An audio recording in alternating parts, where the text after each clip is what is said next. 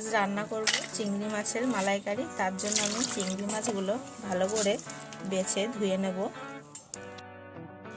চিংড়ি মাছটা আমার ধোয়া হয়ে গেছে। এবার আমি এখানে 3টে স্টিক নিয়ে নিয়েছি।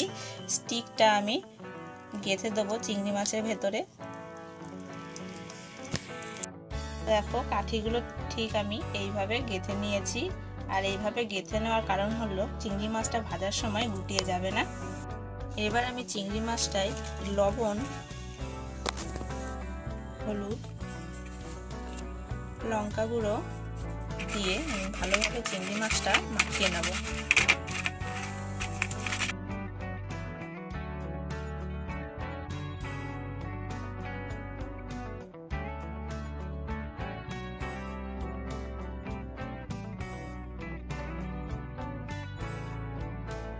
চিংড়ি মালাইকারিটা বানানোর জন্য এখানে আমি জিরে বাটা, আদা বাটা, পেঁয়াজ রসুন বাটা, টমেটো বাটা, লঙ্কা বাটা আর এখানে নারকেলের দুধ নিয়ে নিয়েছি। তো চলো রান্নাটা আমি শুরু করি। গ্যাস অন করে আমি কড়াই বসিয়ে দিয়েছি। এবার আমি তেল দিয়ে দেবো। তেলটা গরম হয়ে গেছে। এবার আমি চিংড়ি মাছগুলো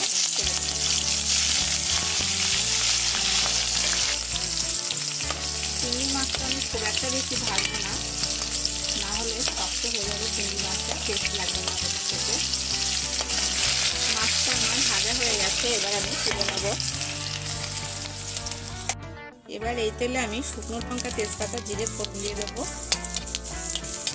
এবার দিয়ে দেবো পেঁয়াজ রসুন। পেঁয়াজ রসুনটা আমি ভালোভাবে একটু ভেজে নেব। পেঁয়াজ রসুনটা ভাজা হয়ে গেছে। এবার দিয়ে দেবো জিরে বাটা, আদা বাটা, লঙ্কা বাটা আর দিয়ে দেবো টমেটো পেস্ট।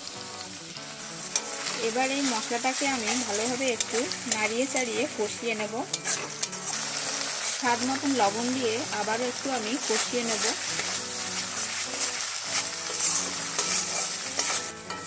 দেখতেই পাচ্ছ মশলাটা আমার ভালোভাবে কষানো হয়ে গেছে। এবার আমি দিয়ে দেবো নারকেলের দুধ আর দিয়ে দেবো চিংড়ি মাছ ভাজা। এবার এটাকে ভালোভাবে আমি মিনিট 4 রান্না করব।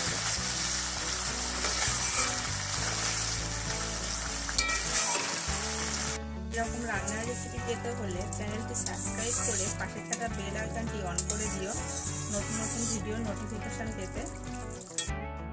দেখতেই পাচ্ছ চিংড়ির মালাইকারিটা কতটা সুন্দর হয়েছে। রান্নাটা আমার হয়েই এসেছে। এবার আমি নামানোর আগে কিছুটা চিনি আর গরম মশলা দিয়ে নামিয়ে নেব। আমার ভিডিওটি রেডি। ভিডিওটি ভালো লাগলে একটি লাইক, কমেন্ট, শেয়ার, সাবস্ক্রাইব করে পাশে থেকো। তো আমার চিংড়ি মাছের মালাইকারিটি পরিবেশনের জন্য রেডি। ভিডিওটি তোমাদের কেমন লাগলো কমেন্ট করে জানিও। ভালো লাগলে লাইক, শেয়ার, সাবস্ক্রাইব করে এই চ্যানেলটির পাশে থেকো।